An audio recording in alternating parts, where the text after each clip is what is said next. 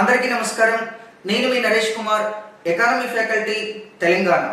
ఈరోజు మనం బడ్జెట్కు సంబంధించి ముఖ్యంగా సాధారణ బడ్జెట్ అంటే ఏమిటి, ఓటాన్ అకౌంట్ బడ్జెట్ అంటే ఏమిటి, మిగులు బడ్జెట్ అంటే ఏమిటి, లోటు బడ్జెట్ అంటే ఏమిటి, సమతుల్య బడ్జెట్ అంటే అర్థం ఏంటి, అదేవిధంగా ముఖ్యంగా భారతదేశంలో సాంప్రదాయ బడ్జెట్ అంటే అర్థం ఏంటిది, శూన్యాధార బడ్జెట్, జీరో బేస్డ్ బడ్జెట్ అంటే అర్థమైంది. ఇటువంటి అంశాలకు మనం ఈరోజు తెలుసుకునేటటువంటి ప్రయత్నం చేద్దాం. ఎస్ అండి, ముందుగా బడ్జెట్కు సంబంధించి మనం గమనించి చూసినట్లయితే బడ్జెట్ అనేటటువంటిది ఆంగ్ల పదంగా చెప్పొచ్చు. ఎస్ అండి, బడ్జెట్ అనేటటువంటి పదం ఆంగ్ల పదం. బడ్జెట్ అనేటటువంటి ఆంగ్ల పదం బౌగేట్ అనే ఫ్రెంచ్ పదం నుండి ఉద్భవించింది.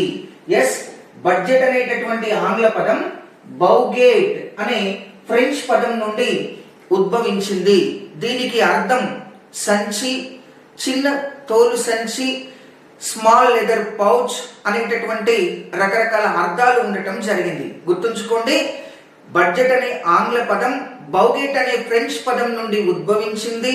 దీనికి అర్థం సంచి, చిన్న తోలు సంచి, స్మాల్ లెదర్ పౌచ్ అనేటటువంటి అర్థాలు ఉండటం జరిగింది. ముఖ్యంగా ఈ బడ్జెట్ అనేటటువంటిది అసలు మనకి ఏం తెలియచేస్తుంది అనేటటువంటి దాన్ని గమనించి చూసినట్లయితే రాబోయే ఆదాయాల గురించి, చేయబోయే ఖర్చుల గురించి తెలియచేసే కోశ నివేదికను బడ్జెట్ అంటారు. ఎస్ అండి, రాబోయే ఆదాయాల గురించి, చేయబోయే ఖర్చుల గురించి తెలియచేసేటటువంటి కోశ నివేదికను బడ్జెట్ అంటారు. ప్రపంచంలో బడ్జెట్ ను తొలిసారిగా 1773వ సంవత్సరంలో ఫ్రాన్స్ దేశం ప్రవేశపెట్టడం జరిగింది. ఎస్ అండి, వెరీ ఇంపార్టెంట్ అంశం. ప్రపంచంలో బడ్జెట్ ను మొట్టమొదటిసారిగా 1773వ సంవత్సరంలో ఫ్రాన్స్ దేశం తొలిసారిగా ప్రవేశపెట్టడం జరిగింది.